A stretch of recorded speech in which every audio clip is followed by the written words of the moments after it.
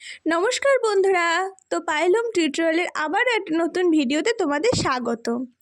আজকের আমাদের আলোচ্য বিষয় হিংসুটি গল্পটি, যেটা সুকুমার রায়ের লেখা, সেটির আমরা অধ্যায়ভিত্তিক প্রশ্নোত্তর নিয়ে আলোচনা করব। ঠিক আছে, তো চলো শুরু করা যাক। তো দেখো, বলছে একটি বাক্যে উত্তর দাও। হিংসুটির নাম বলা মুশকিল কেন?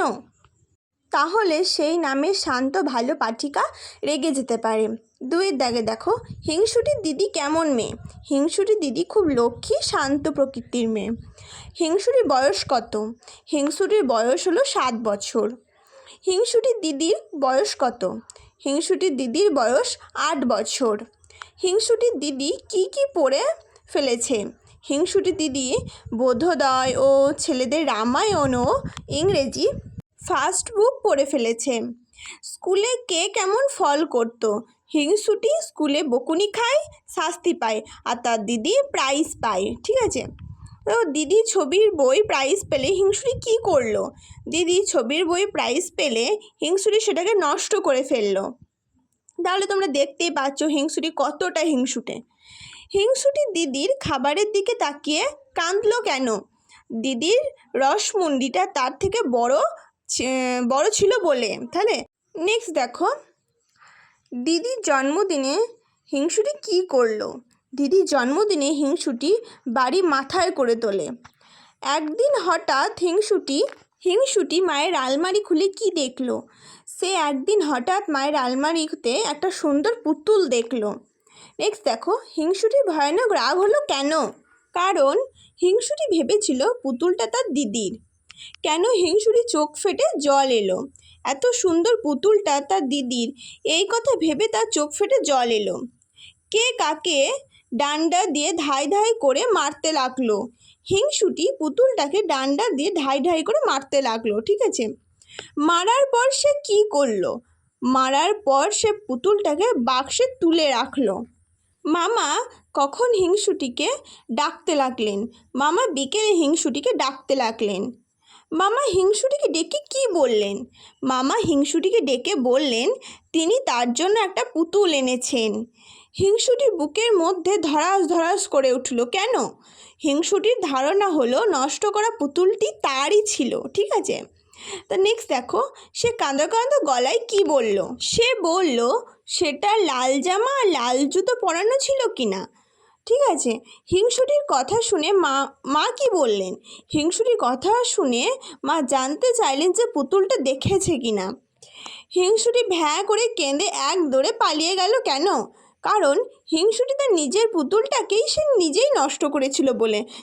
দুয়ের দাগে কি বলেছে দেখো, কস্তম্ভের সঙ্গে খস্তম্ভ মেলাও। ঠিক আছে, দেখো কি দেওয়া আছে, মিটমিটে ফুটফুটে কচি কচি টুকটুকে কাঁদো কাঁদো। তো এগুলির সঙ্গে খস্তম্ভে কি মেলানো হবে সেগুলো দেখি চলো। মিটমিটের সঙ্গে হবে চোখ, ঠিক আছে, ফুটফুটের সঙ্গে হবে মুখ, আর কচি কচি হবে হাত পা, টুকটুকে হবে জামা কাপড়, কাঁদো কাঁদো হবে গলা। তো চলো নেক্সট 3-এর দাগে কি বলেছে দেখো, উপযুক্ত শব্দ বসিয়ে শূন্যস্থান পূরণ করো। এখানে শব্দ বানানটা একটু মিস্টেক আছে, সঠিক বানানটা হবে তার বিশ্ব বয়দয়। ঠিক আছে, তো চলো, হিংসুটি তার দিদির খাবারের দিকে তাকিয়ে তাকিয়ে ভ্যাঁ করে কি করলো? কেঁদে ফেললো। ঠিক আছে, সে একটা ডান্ডা দিয়ে ধাই ধাই করে পুতুলটাকে কি করলো? পুতুলটাকে মারতে গেল। নেক্সট দেখো, সে রাগে গড়গড় করতে করতে চলে গেল। ঠিক আছে, 4-এর দাগে দেখো, শুনে ভয়ে হিংসুটির বুকের মধ্যে ধড়াধড়াস করতে লাগলো। 5-এর দাগে সে কাঁদো কাঁদো গলায় বলল। ঠিক আছে, নেক্সট দেখি চলো। সে খানিকক্ষণ ফ্যাল করে তাকিয়ে এক দৌড়ে সেখান থেকে পালিয়ে গেল। ঠিক আছে, তো 4-এর দাগে দেখো কি বলেছে, কোনটি বেমানান খুঁজে বের করে গোল দাগ দাও। এখানে দেখো 4টে আছে শব্দ, সেখানে মধ্যে 4টের মধ্যে কোনটা বেমানান সেটা কিন্তু গোল দাগ দিতে বলেছে দুষ্টু, শান্ত, হিংসুটে, ঝগড়াটি। তাহলে কি হবে? শান্ত হবে। ঠিক আছে, তারপরে বলেছে বোধোদয়, ছেলেদের রামায়ণ, রসমুন্ডি, ইংরেজি ফার্স্ট বুক। তো এগুলো সবই কিন্তু একটা পড়ার বই। রসমুন্ডিটা কিন্তু একটা মিষ্টির নাম। ঠিক আছে, তারপরে 3-এর দাগে দেখো, নাচতে নাচতে ফুপিয়ে ফুপিয়ে গাল ফুলিয়ে ঠোঁট বাঁকিয়ে। তাহলে কী হবে, এগুলো সব কিন্তু রাগ করলে করে, কিন্তু নাচতে নাচতে এটা কিন্তু ওরা নাচার মধ্য দিয়ে বোঝাতে চেয়েছে, তাহলে নাচতে নাচতে এটা হবে বেমানান। ঠিক আছে, 4 থেকে দেখো মা মামা দিদি হিংসুটি। তো মা মামা দিদি কিন্তু এগুলো একটা সম্পর্ক, হিংসুটিটা কিন্তু কোনো সম্পর্ক নয়। ঠিক আছে, তাহলে কী হবে, হিংসুটি হবে। নেক্সট দেখো বাক্স আলমারি মলাট পুতুল। ঠিক আছে, তো বাক্স আলমারি পুতুল এগুলো কিন্তু সবই আলমারি, দেখো মানে জামা কাপড় ভরা হয়, বাক্সতেও ভরা হয়, পুতুলটা কিন্তু তোমার বাক্সর মধ্যে থাকে। কিন্তু মলাট যেটা আমাদের নতুন বই কিনলে যেটা আমরা বইয়ের পাতাতে করি, তাহলে মলাটটা হবে বেমানান। 5 দাগের দেখো হিংসুটির দিদিকে লক্ষ্মী মেয়ে বলা হয়েছে কেন?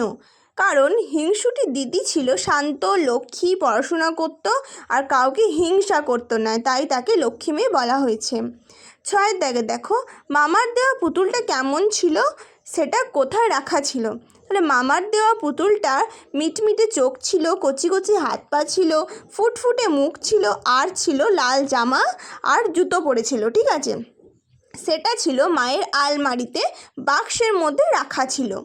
7 দাগে দেখো তুমি কি হিংসুটির মতো হতে চাও? কেন চাও বা চাও না তাও লেখো। তোমরা বলবে তোমরা কি হিংসুটির মতো হতে চাও, কিন্তু ডেফিনেটলি উত্তর আসবে কিন্তু না, কেউ কিন্তু আমরা হিংসুটির মতো হতে চাই না। ঠিক আছে, তারপরে নেক্সট দেখো বলেছি হিংসা করা ভালো নয়, এই বিষয়ে 5টি বাক্য লেখো। তাহলে এটাও তোমরা নিজেদের মতো লিখবে। তো এই গেল আমার হিংসুটি চ্যাপ্টার গোটা তোমার অধ্যায়ভিত্তিক প্রশ্ন উত্তর নিয়ে আলোচনা। ঠিক আছে, ভিডিওটা যদি তোমাদের ভালো লেগে থাকে তো লাইক, কমেন্ট, সাবস্ক্রাইব করবে এবং অবশ্যই শেয়ার করবে। ঠিক আছে, তো আজকে এই পর্যন্ত, টাটা সবাইকে।